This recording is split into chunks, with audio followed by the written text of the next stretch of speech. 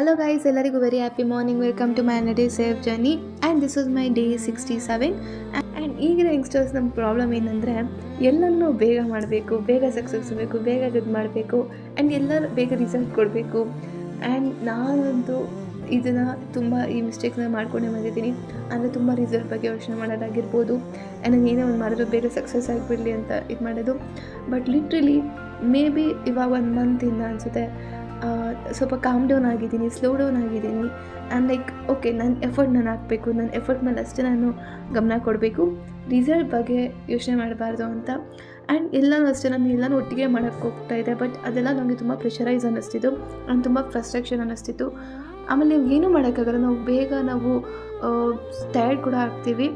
So ಇವಾಗಂತೂ ಕಲ್ತ್ಕೊಂಡಿದ್ದೀನಿ, ಆರಾಮಾಗಿದ್ದೀನಿ. ಇವತ್ತಿನಿಂದ ನನಗೆ ಎಷ್ಟು ಕೆಲಸ ಮಾಡೋಕ್ಕಾಗುತ್ತೆ ನಾನು ಅಷ್ಟು ಮಾಡ್ತೀನಿ. 4 ಟಾಸ್ಕ್ ಇರುತ್ತೆ, ಆದರೆ ನಾನು 2 ಟಾಸ್ಕಾದ್ರೂ ಮಾಡಿ ಆಮೇಲೆ ನಾನು ಗಿಲ್ಟಿ ಫೀಲ್ ಮಾಡ್ಕೊಳ್ಳೋಕೆ ಕೂಡ ಹೋಗ್ತಾಯಿಲ್ಲ. ಅದು ಕೂಡ ಮಾಡ್ತೀವಿ, ಮಾಡೋಕ್ಕಾಗಿಲ್ಲ ಅಂದರೆ ಗಿಲ್ಟಿ ಫೀಲ್ ಮಾಡ್ಕೊಳ್ಳೋದು.